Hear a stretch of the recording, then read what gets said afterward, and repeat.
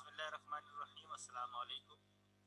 जैसा कि हम लोगों ने 4 चैप्टर को कंप्लीट कर लिया था और फिर हम उसका रिवीजन कर रहे थे चैप्टर 1, 2, 3 एंड 4। तो चैप्टर नंबर 1, 2, 3 का हम लोगों ने रिवीजन भी कर लिया था और अब चैप्टर नंबर 4 का, जैसे कि हमने लास्ट टाइम चैप्टर नंबर 4 ही अभी रिसेंटली हमने कंप्लीट किया है, तो हमने एक काम करते हैं कि आप लोगों के जो सवालात हैं उसके हम जो है वो आज आंसर देंगे, तो उससे वो हमारे एक लिहाज से रिवीजन भी हो जाएगा।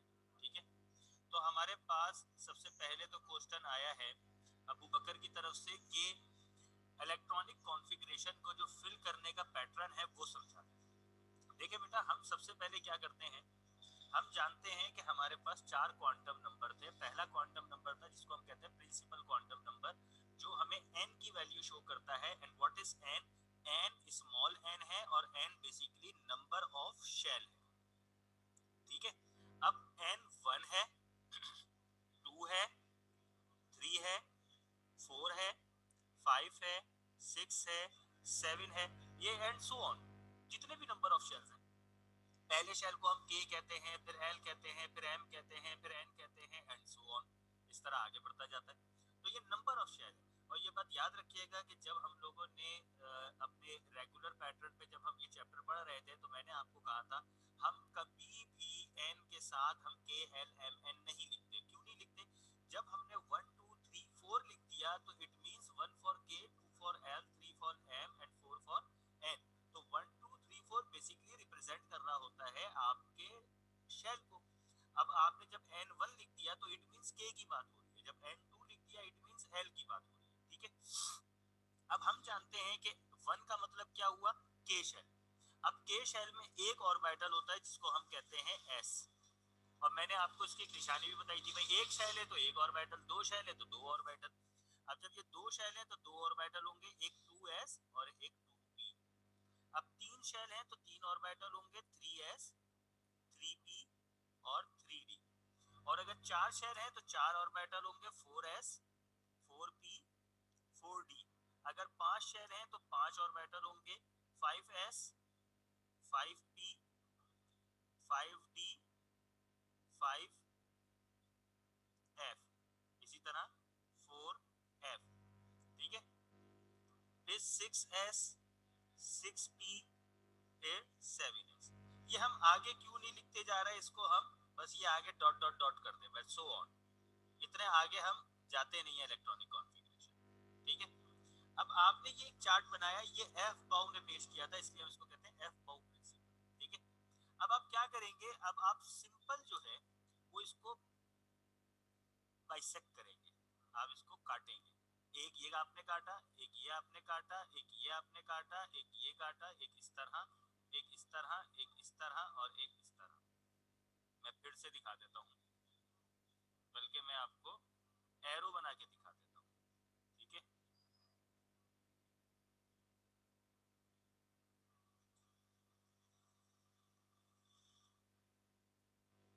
ये देखें आप, सबसे पहले तो एक ये हो गई, फिर ये हो गई। ठीक है, फिर ये देखें, ये बाइसेक्ट हो गई। फिर ये देखें। ठीक है, फिर उसके बाद ये आ गई, देन ये हो गई, फिर उसके बाद ये हो गई। जो जो लाइन में आ रहा है आप उसको लगाते जाइए। अब हम क्या करते हैं, जो बाइसेक्ट हो रही है पहले उसको हम तरतीब से रखते हैं। पहले 1s हो रही है, फिर उसके बाद देखें आप ये 2s वाली आ रही है। फिर उसके बाद देखें तीसरी लाइन में पहले 2p आ रहा है, फिर 3s आ रहा है, 2p, 3s। फिर उसके बाद वाली लाइन में पहले 3p आ रहा है, फिर 4s आ रहा है, तो 3p, फिर 4s। अब आप देखें फिर अगली लाइन में पहले 3d आ रहा है, फिर 4p आ रहा है, फिर 5s आ रहा है, 3d, 4p, 5s। फिर आप देखें 4d आ रहा है, फिर 5p आ रहा है और फिर 6s आ रहा है। इसी तरीके से आगे भी आप चलें, 4f, 5d, 6p, 7s। ये तो मैंने आपको एक लाइन बता दी। अब आपकी इलेक्ट्रॉनिक कॉन्फ़िगरेशन जहां खत्म हो रही है आपने वहां पर रुक जाना है। मिसाल के तौर पे अगर आपके पास एटॉमिक नंबर है 26, अब आपने किस तरह भरना है, 1s2, 2s2, 2p6, 3s2। हम जानते हैं s में 2, p में 6, d में 10, f में 14 इलेक्ट्रॉन भरते हैं, ठीक है। तो 3p, अब देखें जहां जहां s है मैं 2 भर रहा हूँ, जहां जहां p है वहां मैं 6 भर रहा हूँ। अब जरा काउंट करें, अब तक हमने 2 और 2 4 और 6 10, 2 12 और 6 18, 4s में 2 गए, कितने हो गए 20, और 3d में 6 गए, कितने हो गए 26। तो अब मुझे सिर्फ यहां तक लिखना होगा, ठीक है, बाकी मैं नहीं लिखूंगा। ऐसा नहीं है कि आपने 7s तक लिख दिया फिर आपने शुरू में भर दिया, नहीं, बाकी का यहां से यहां तक लिखने की जरूरत नहीं है। ये तो मैंने आपको बता दिया कि हम इस पैटर्न से लिखते हैं। अब इस पैटर्न से लिखने में आप देखें आपको क्या क्या फायदा हो रहा है। पहला फायदा ये हो रहा है कि 3p के बाद आप देखें 4s आ रहा है, 3d बाद में आ रहा है। अगर लाइन से देखा जाए तो 3p के बाद 3d आना चाहिए था ना, लेकिन 3d नहीं आ रहा, पहले 4s आ रहा है फिर 3d आ रहा है। क्यों है ऐसा? इसको हम कहते हैं n प्लस l रूल, ठीक है, कि जिसकी n प्लस l वैल्यू कम होगी पहले इलेक्ट्रॉन उसमें भरे जाएंगे, और अगर n प्लस l वैल्यू बराबर हुई तो जिसकी n वैल्यू कम होगी तो पहले इलेक्ट्रॉन उसमें भरे जाएंगे। ये हमारे जो है वो कंटिन्यू लेक्चर के अंदर ये बात समझा दी थी, ठीक है। तो इस तरीके से आप इलेक्ट्रॉन भरेंगे, क्लियर। अच्छा, अब हम आते हैं अगले सवाल की तरफ। अगला सवाल हमारा हादिया की तरफ से था, और हादिया ने सवाल कहा था ऑर्बिटल के ऊपर बता ले। जज़ाकल्लाह, और ऑर्बिटल के ऊपर हम आते हैं। देखिए ऑर्बिटल, इसको समझेंगे हम। देखिए हमारे पास एक लफ्ज होता है शेल, जिसको हम ऑर्बिट भी कहते हैं, ठीक है। और ये, इसको मैंने आपको कहा था कि आप इसको समझ रहे कि ये घर है जो आपके पास के, एल, एम, एन, ये आपके शेल है। यानी कि प्रिंसिपल क्वांटम नंबर असल में आपका शेल या ऑर्बिट को जाहिर करता है। वी हैव 4 क्वांटम नंबर ना, तो प्रिंसिपल क्वांटम नंबर हमारा शेल को जाहिर करता है। अब लास्ट सी बात है, जब हमने शेल को घर कह दिया तो हम लोग घर के अंदर तो नहीं रहते, हम तो घर के अंदर किसी कमरे में रहते हैं। तो वो जो कमरे हैं, घर के अंदर कमरे होते हैं, और ये बात याद रखिएगा कमरे हमेशा घर के अंदर ही होते हैं, घर के बाहर तो होते नहीं है। तो इसलिए शेल के अंदर सब शेल होते हैं। ये जो कमरे होते हैं ना, इसको हम सब शेल कहते हैं। और अगर आप घर को ऑर्बिट कह रहे हैं तो फिर हम इसको ऑर्बिटल कहते हैं। तो बेसिकली ये जो हमारे पास एस, पी, डी, एफ है, ये ऑर्बिटल्स हैं, और के एल एम एन ऑर्बिट है। हम के एल एम एन नहीं लिखते, हम 1 2 3 4 लिखते हैं, वो ऑर्बिट है। और एस पी डी एफ लिखते हैं, वो ऑर्बिटल है, ठीक है, कमरे। अब हम जाते हैं एस के अंदर सिर्फ 2 ही इलेक्ट्रॉन आते हैं, तो इसका एक ही बॉक्स बनता है। पी के अंदर 6 इलेक्ट्रॉन आते हैं, तो हम जानते हैं इसके 3 बॉक्स बनते हैं, ठीक है। डी के अंदर 10 इलेक्ट्रॉन आते हैं, तो इसके अंदर 5 बॉक्स बनेंगे। और एफ के अंदर 14 इलेक्ट्रॉन आते हैं, तो इसके अंदर 7 बॉक्स बनेंगे, ठीक है। अच्छा, ये आधे आधे बॉक्स क्यों बन रहे हैं भाई? वो यूं बन रहे हैं क्योंकि हम जानते हैं कि एक बॉक्स के अंदर पेयर ऑफ इलेक्ट्रॉन आते हैं। अब अगर एफ के अंदर 14 इलेक्ट्रॉन की जगह है तो 7 पेयर होंगे, इसलिए 7 बॉक्स बनाए, ठीक है जी। अब ये जो एस है, इस एस का नाम होता है स्फेरिकल।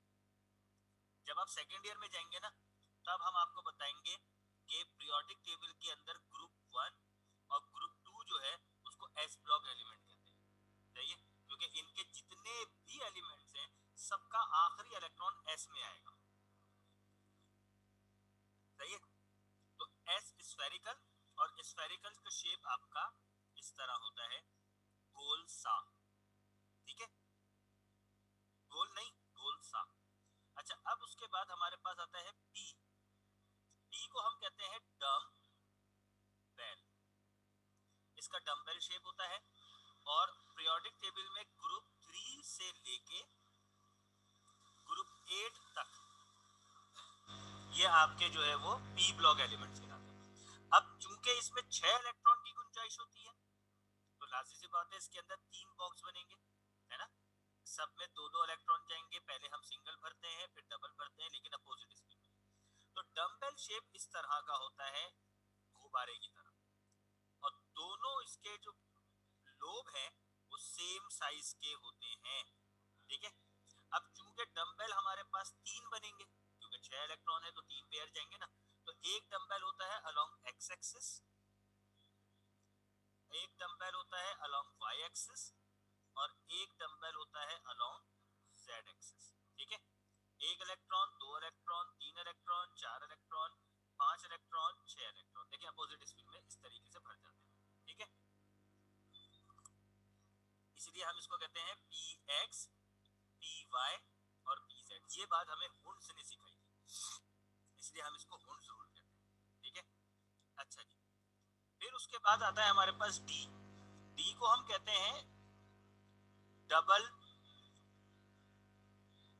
डम्बेल, और ये आपके ग्रुप 1B से लेके 8B तक ट्रांजिशन एलिमेंट जितने भी हैं वो डी ब्लॉक कहलाते हैं, ठीक है। अच्छा, डबल डम्बेल, इसके अंदर 10 इलेक्ट्रॉन आते हैं तो 5 बॉक्स बनेंगे, ठीक है।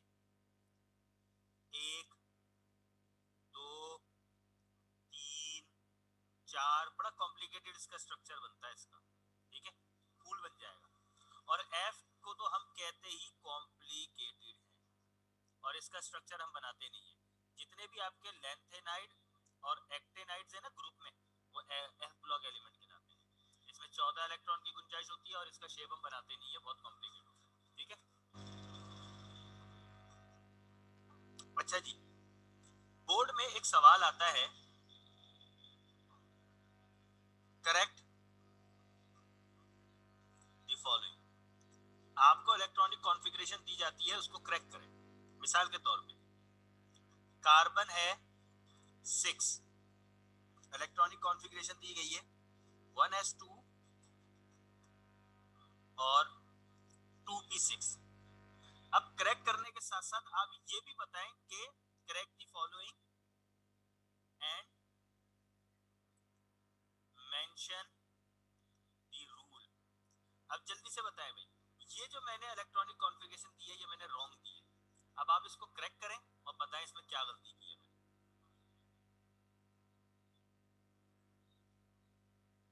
छेती छेती।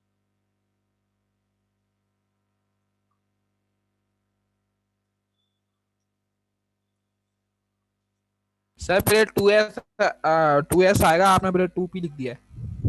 देखें, सही कहा आपने, इसकी करेक्ट फॉर्म होगी 1s2 2s2 और 2p2, ये है करेक्ट फॉर्म। अब मैंने गलती क्या की? गलती जो मैंने की है वो मैंने की है आपके एफ बाउ प्रिंसिपल, ये वाली गलती की है मैंने। 1s के बाद मैं डायरेक्ट 2p पे चला गया, मुझे 2s पे जाना चाहिए था, है ना। तो ये मैंने एफ बाउ प्रिंसिपल के तहत गलती की है, ठीक है। मैं आपको दूसरा दिखाता हूँ।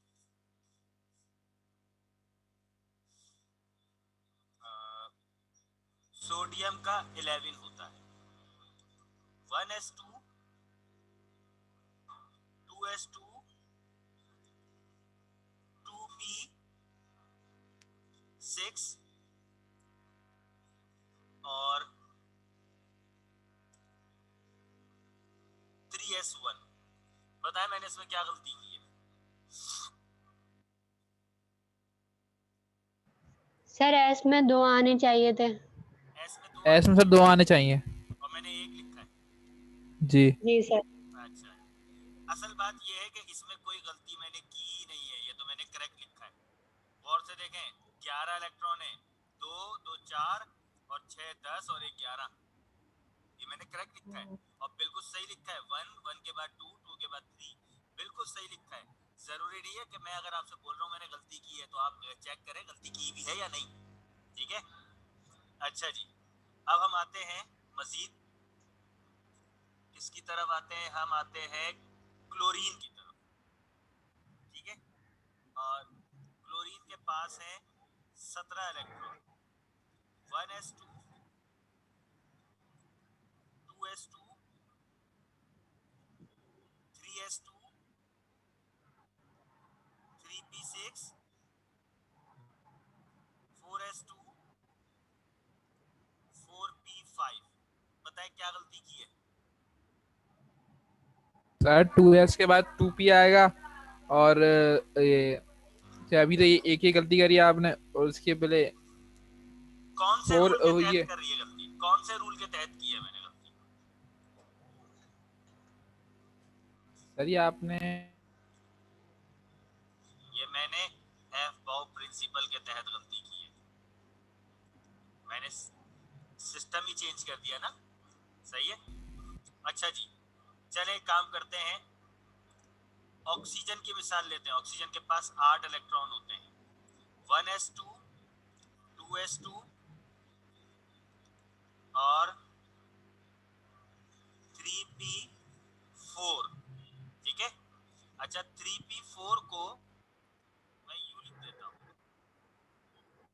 1 2 3 4।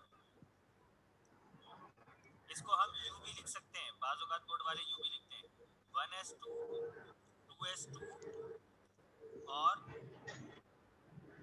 2px2y2। जी बताएं मैंने इसमें क्या गलती की है?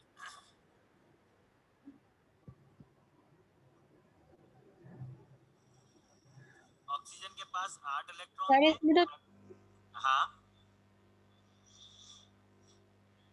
बताएं बेटा। सर सर सही लग इसमें रहा है, ऊपर वाला तो सही लग रहा है सर। देखिए दोनों एक ही हैं, ये मैंने और किया है, इसको मैं यू भी पेश कर सकता हूँ, यू भी पेश कर सकता हूँ। गलती बताएं सही लिखा है कि इसमें गलती है कोई? बड़ा बड़ा करके दिखा देता हूँ। 8 इलेक्ट्रॉन है ऑक्सीजन के, 1s2 2s2 2s के बाद 2p आता है और 2p में 4 हैं, इस तरह से कि x में भी 2 हैं और y में भी 2 हैं। जी बेटा देखिए टोटल 8 इलेक्ट्रॉन हो गए, बताएं मैंने क्या गलती की है? अरे ये आपने बॉक्सेस में शायद कोई गलती करी है, बॉक्सेस में जो है ना सही से नहीं डाले आपने। सर जेड में क्यों नहीं है? ये मुझसे क्यों पूछ रही हैं आप बताएं मुझे। अरे ये बॉक्सेस में गलती करी है आपने, ये आपने एरो बनाया ना। होते हैं जी हाँ दिया, आप क्या कह रही हैं? सर, इसमें तो एक्स वाई और जेड होते हैं ना, तो सिर्फ एक्स और वाई में आ रहे हैं। जेड खाली है, जी वही सर। सर, वो जी यूं सर यही तो खाली, बोल रहे हैं। वो यूं खाली है ना क्योंकि 2 इलेक्ट्रॉन अभी कम है ना। ऑक्सीजन के पास 8 इलेक्ट्रॉन थे, 8 इलेक्ट्रॉन हमने भर दिए, एस में 2 भर दिए हमने, ठीक है। ये देखें फिर 2s में सर 2 भर दिए, अब इसमें 4 भर दिए। जी ये आपने ना पहले क्लॉकवाइज बनाते हैं, आपने ना वो साथ में एंटी क्लॉकवाइज बना दिए। शाबाश शाबाश, ये जो मैंने लिखा है ये रॉन्ग है, और ये बाय हुंड्स रूल के तहत रॉन्ग है। हुंड्स रूल ने कहा था कि पहले क्लॉकवाइज भरेंगे, पहले आप सिंगल सिंगल भरेंगे, फिर उसको आप पेयर बनाएंगे, तो ये यू का यही कहना तो है। बोल रहा हूँ, आपने जो है बॉक्सेस में गलती करी है। अरे मेरी जान, बॉक्सेस में गलती की है तो बताएं भी तो सही ना क्या गलती की है। 1s2 2s2 ये 2p4 ही था, लेकिन ये 2p4 इस तरह था कि px py pz पहले 1 2 3 भरे जाएंगे, फिर एक भरा जाएगा 4। ये सही है, ये गलत है। हम जो है वो डायरेक्ट पूरे के पूरे पेयर नहीं भरते, ठीक है जी, ये भी हो गया। अच्छा और मजीद कोई सवाल है तो सवाल पूछे बेटा। जी अब हम अमोनिया का एक स्ट्रक्चर बना रहे हैं NH3, तो नाइट्रोजन के साथ 3 हाइड्रोजन है, यहाँ पर आ गया लोन पेयर, शाबाश, ये इसका स्ट्रक्चर बन गया। अब हम क्या करते हैं कि इसकी पूरी डिटेल लिखते हैं, है ना भाई। डिटेल हम किस तरह लिखते हैं? सिग्मा बॉन्ड कितने हैं? सर 3 3। लोन पेयर कितने हैं? 1 1।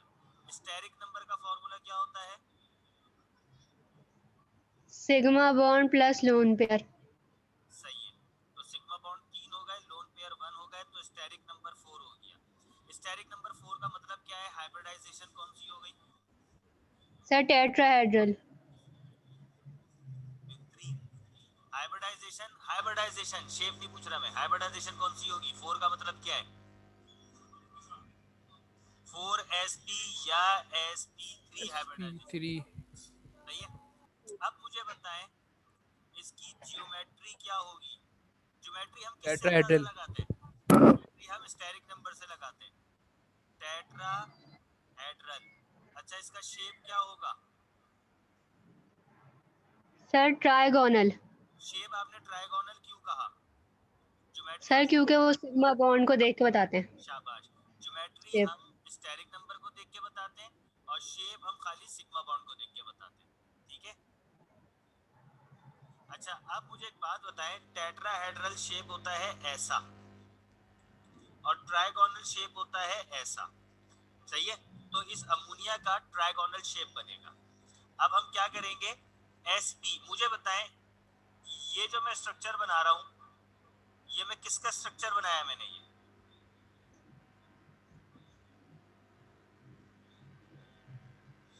जल्दी से बताएं, या चलें यूं करते हैं, इनमें से sp का स्ट्रक्चर कौन सा है? फर्स्ट वाला या सेकंड वाला?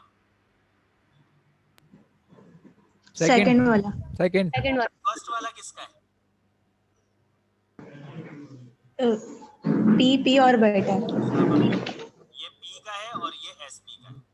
तो अब जब मैं अमोनिया का शेप बनाऊंगा तो मैं बनाऊंगा एक sp, ठीक है।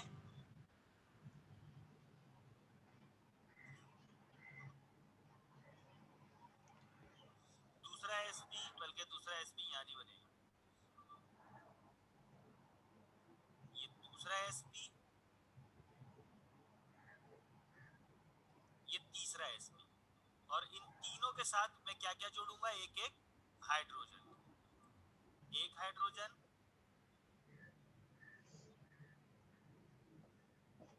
दूसरा हाइड्रोजन, तीसरा हाइड्रोजन, ठीक है। एक हाइड्रोजन, दूसरा हाइड्रोजन और ये तीसरा हाइड्रोजन। तो 3 सिग्मा बॉन्ड बन गए मेरे पास, एक सिग्मा बॉन्ड, दूसरा सिग्मा बॉन्ड, तीसरा सिग्मा बॉन्ड, ठीक है। लोन पेयर तो शो ही नहीं होता और कोई पाई बॉन्ड है ही नहीं। ये आपका स्ट्रक्चर बन गया NH3 का sp3 हाइब्रिडाइजेशन का, सही है। और sp3 हाइब्रिडाइजेशन में जो आपका बॉन्ड बनता है, अगर वो आपसे बॉन्ड पूछे तो आप कहिएगा 120 डिग्री, सही है, 120 डिग्री और 120 डिग्री, ठीक है। That's all for today. कोई कंफ्यूजन है, कोई परेशानी?